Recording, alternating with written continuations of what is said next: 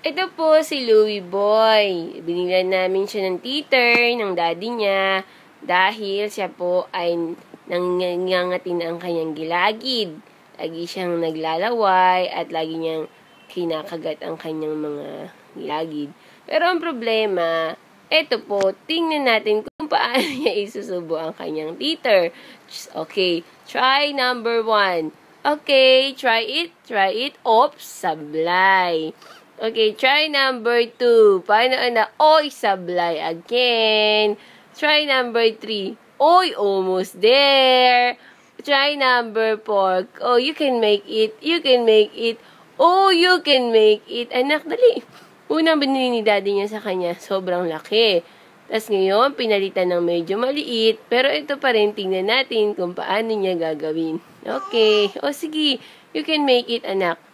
You can make it, Louie. You can make it. Okay, almost there. Okay, almost there. Okay, you can. Almost there. Oh, papagod na ba? Kaya mo yun, anak. I believe in you. Okay. Okay, kaya mo yan, anak, dali. Kesa naman laging kamay mo yung sinusubo mo at basang-basa ng lawa yung buo mo. Damit. Okay, almost there. Uy, nakaisip ng paraan. 2 hands is better than 1. Okay. Dali, anak. Okay. Almost there. Dali. Okay.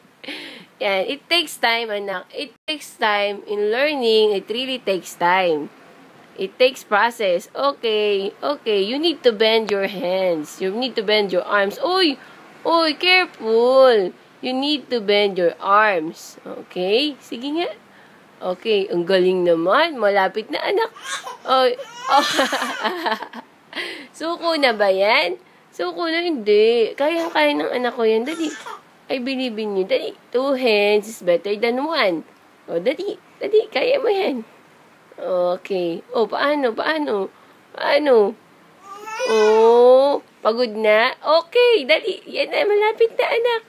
I-bend mo yung iyong elbow. Ay, nalaglag. Ay, nalaglag. Okay. Oh, yun, nakuha ulit. Ayan na, anak. Malapit na. Ay. Okay, tulungan ko na. Pagod na. Okay.